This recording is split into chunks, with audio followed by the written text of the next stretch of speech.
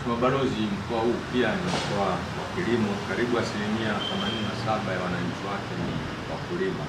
Tunazo pia fursa mbalimbali ndani ya mkoa, nyingi zikiwa ni kwenye eneo la kilimo.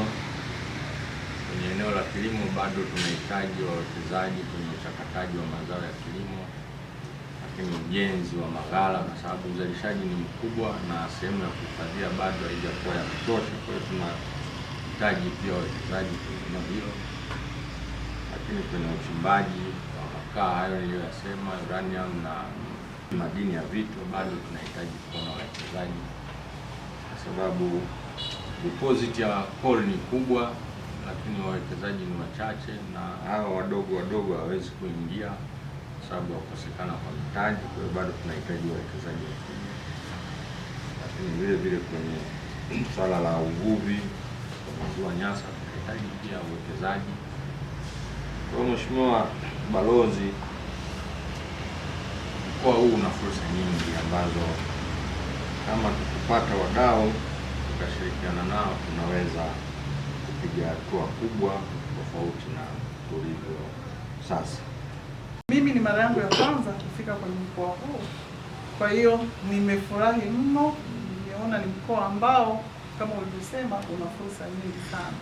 Hali ya hewa pia ni nzuri, kwa hiyo tunamshukuru Mungu pia kwa kutupatia eneo kama hili, na tumeona jinsi ambavyo kuna shughuli nyingi ambazo ukiangalia nyingi zinafanana pia na wenzetu wa upande wa Malawi, kwa sababu pia wao 80% wanategemea kilimo.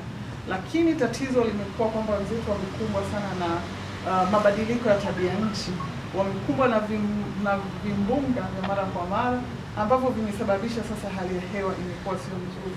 Kwa hiyo hata uzalishaji umekuwa ni mdogo sana. Mheshimiwa Mkuu wa Mkoa, kama ulivyosema, ziara yangu ni kuja kujionea fursa zinazopatikana, lakini kama ulivyosema pia Malawi na Tanzania ni jirani, ni ndugu, ni marafiki, na tumekuwa na ushirikiano wa muda mrefu, ushirikiano wa kidiplomasia uliojikita katika kukuza diplomasia ya uchumi, lakini pia kuna mashirikiano mengine kwenye taasisi mbalimbali. Kwa hiyo tumekuwa na ushirikiano katika maeneo mengi sana na Jamhuri ya Malawi, na hii yote ni katika kuhakikisha kwamba tunaendelea kuimarisha uchumi wa nchi zetu.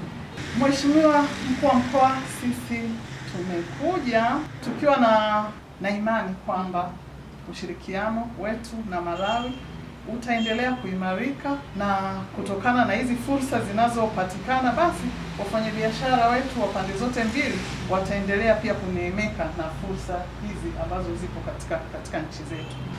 Lakini kuna Baresa amewekeza kiwanda kikubwa sana cha unga wa ngano, mafuta ya kupikia ya soya pamoja na sabuni.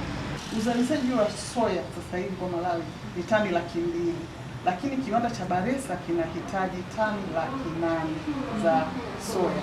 Pia nadhani pia itakuwa ni faida kwetu, sababu hata wenzetu wakijikongoja, lakini kulingana na mabadiliko ya tabia ya hali ya hewa, sidhani kama wanaweza wakafika kuzalisha kiwango hicho.